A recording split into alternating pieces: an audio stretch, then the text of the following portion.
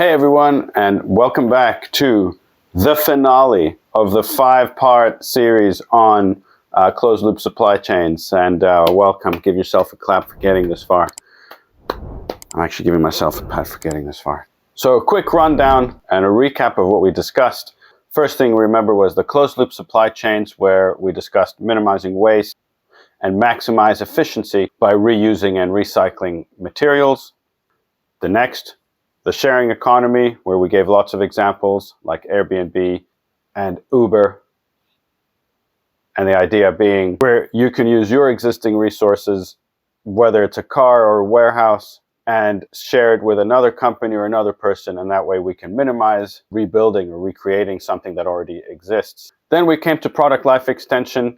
If you remember, this is where we would discuss the possibility of taking something that used to be one thing and then converting it into something else, like curtains being turned into bags, or furniture being turned into something else, or even upcycling them.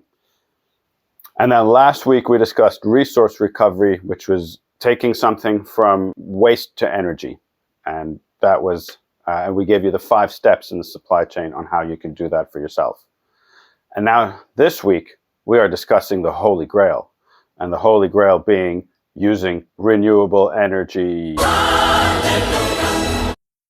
So what is a renewable energy source? And what are we discussing here? What is this Holy Grail of green tech? Well, it's the adoption of anything other than fossil fuels, really.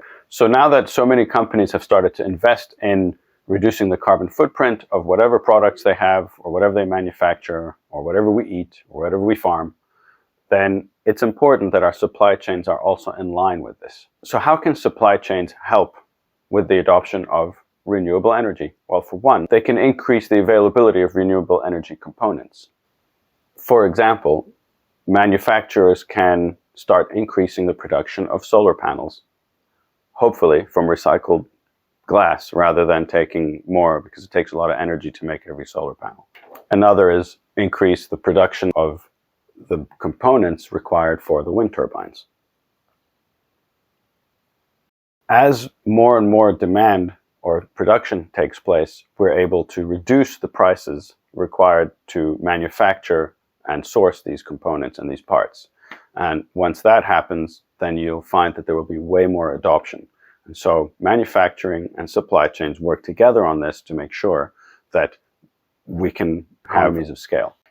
A second thing that can be done is to streamline the transportation and logistics. In the same way that if we have more of the solar panels being ordered and manufactured, which reduces the price, you can do the same thing with transportation. It's happening all the time anyway. We also saw it happen in COVID when restrictions and the lockdowns took place, and the only way you can purchase stuff is through e-commerce. There were not enough containers in the end. There weren't enough ships to take on these containers. Flights had to be canceled and therefore reduced. And so all the demand went towards certain channels, which got overloaded, and then the prices went up, and that's what happens. And now my favorite friend, collaboration. We've discussed collaboration in one of the previous episodes, and collaboration is very powerful. If we have the manufacturers working with the middle people as well as the end users, when you know what every single person or every single point in that stream requires, it becomes much easier to support it. You'll have faster deliveries. Planning, collaboration, open and transparent sharing of resources and information, that is one way that you can always make your supply chains quicker. It's much easier to have something delivered if you were pre-informed about it through collaboration. You know that in August, you're going to have a campaign for chocolates, or you're going to have a campaign for new school bags. When the supply chain is aware of this in advance through collaboration, they can prepare, they order the material, and everything happens faster. It can be as well cheaper, and it can be gives enough time to source, let's say, recyclable and responsible materials. And finally, like I'm doing here, education and awareness.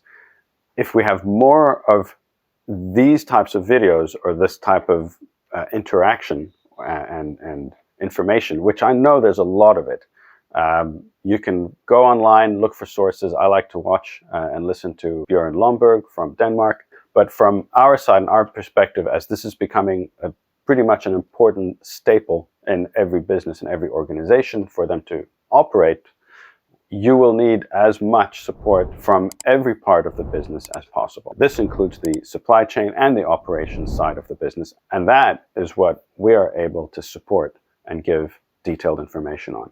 These videos have been really a tiny part of what we are able to do and what we can offer. Thank you for watching these videos in case you have. In case you haven't, go back and watch them again. See if you can pick out some ideas that we may have helped with. And also, stay tuned for the next project. I'm in the middle of working one right now with an apart hotel business where I will be doing a bit of a deep dive into their operations and how they can improve on their already existing very good corporate responsible guidelines that they've, I think the last time they sent them out was in 2020. But stay tuned for more information. All right, have a good day, folks.